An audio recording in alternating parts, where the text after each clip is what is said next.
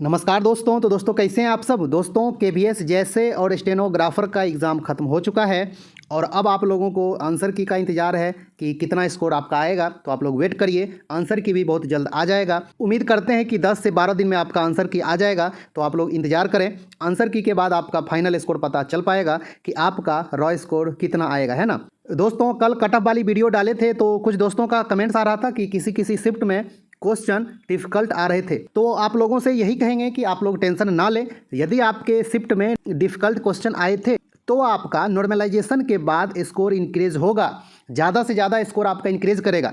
मान लीजिए कि किसी शिफ्ट में एकदम इजी क्वेश्चन आ गए हैं और आपके शिफ्ट में डिफ़िकल्ट क्वेश्चन थे, कोई कोई सेक्शन डिफ़िकल्ट था, तो आपका स्कोर इंक्रीज होगा, आप लोग टेंशन ना लें। तो उस स्थिति में यदि आपका डिफ़िकल्ट पेपर था, यदि आप जनरल से आते हैं, आपका स्कोर 90 के आसपास भी रहेगा तो आप टेंशन नहीं लेंगे, आपका स्किल टेस्ट के लिए रिजल्ट पक्का आएगा। ओके हाँ, तो आप लोग टेंशन फ्री होकर रहें। तो दोस्तों इस वीडियो में आपको ये बताएंगे कि स्किल टेस्ट के लिए यानी कि सीपीटी और टाइपिंग के लिए कितना गुना कैंडिडेट को कॉल किया जाएगा, आपको इस वीडियो में बता दे रहे हैं।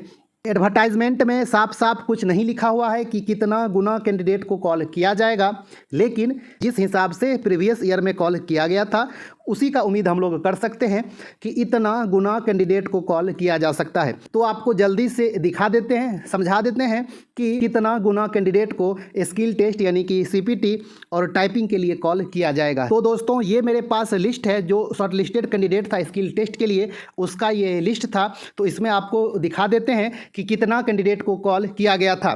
केवीएस क्या किया था दोस्तों कि कैटेगरी वाइज अलग अलग दिया था, लिस्ट मिक्स करके नहीं दिया था। ओके तो आपको दिखा देते हैं कि कितना कितना दिया था। तो ये जो सबसे पहला जो लिस्ट है दोस्तों, ये जनरल का लिस्ट है। ओके इसके लिए आपको सबसे पहले देखना पड़ेगा कि जनरल के लिए वैकेंसी कितना था लास्ट टाइम। ओके तो सबसे पहले आपको एक झलक वैकेंसी का दिखा देते हैं, तब आपको आइडिया लग जाएगा कि कितना गुना कैंडिडेट को कॉल किया गया था। ओके चलिए आपको थोड़ा सा झलक वैकेंसी का दिखा देते हैं। दोस्तों ये वैकेंसी का चार्ट है जो लास्ट टाइम आया था, यानी कि 2018 में जो वैकेंसी आई थी, जो एग्ज़ाम हुआ था उसका ये लिस्ट है। तो आपको दिखाते हैं कि एलडीसी का कितना वैकेंसी था।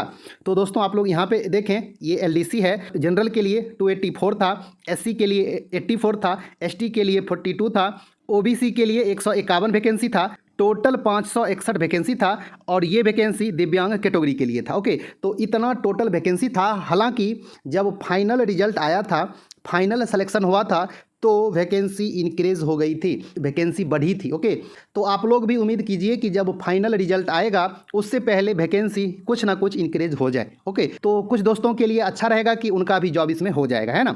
तो दोस्तों आप लोग देख रहे हैं कि टोटल 561 वैकेंसी था, इसमें से जनरल के लिए 284 था। तो आपको इसी हिसाब से दिखा दे रहे हैं कितना कितना कैंडिडेट को कॉल किया गया था।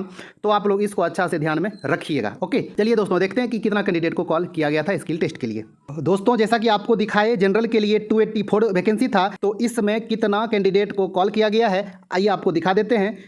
284 के अगेंस्ट कितना कैंडिडेट को कॉल किया गया जनरल के लिए, आप लोग अच्छे से देख लीजिए। ये ऑल टू ऑल जनरल का लिस्ट है।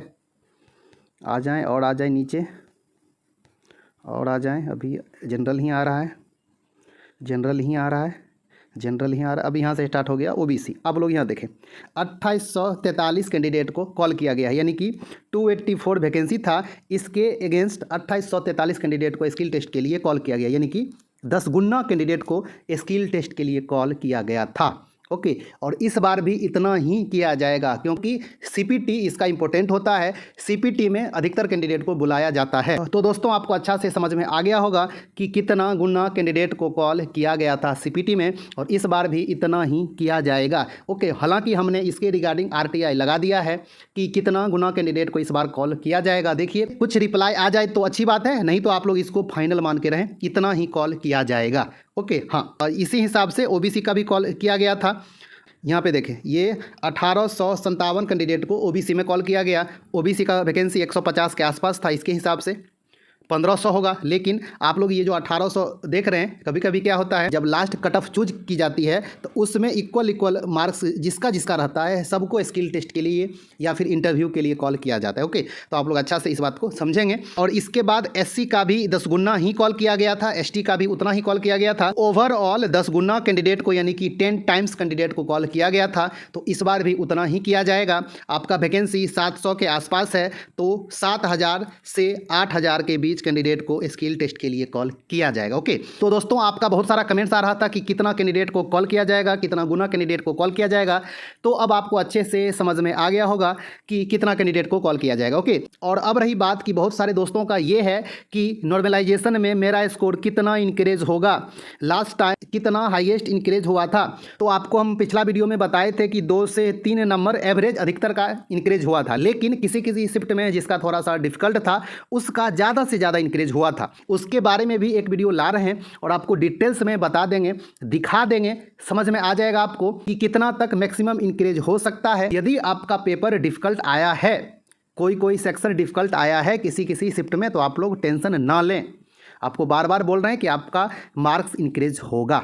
ओके, हाँ, तो दोस्तों इस वीडियो में यही जानकारी थी। आपको यदि ये जानकारी अच्छी लगी होगी तो वीडियो को लाइक कर दें। आपके मन में यदि कोई डाउट है तो कमेंट्स करके पूछे, रिप्लाई देने का कोशिश करेंगे। ओके, तो दोस्तों मिलते हैं एक अच्छा खासा न्यू वीडियो लेके, तब तक के लिए धन्यवाद, नमस्कार।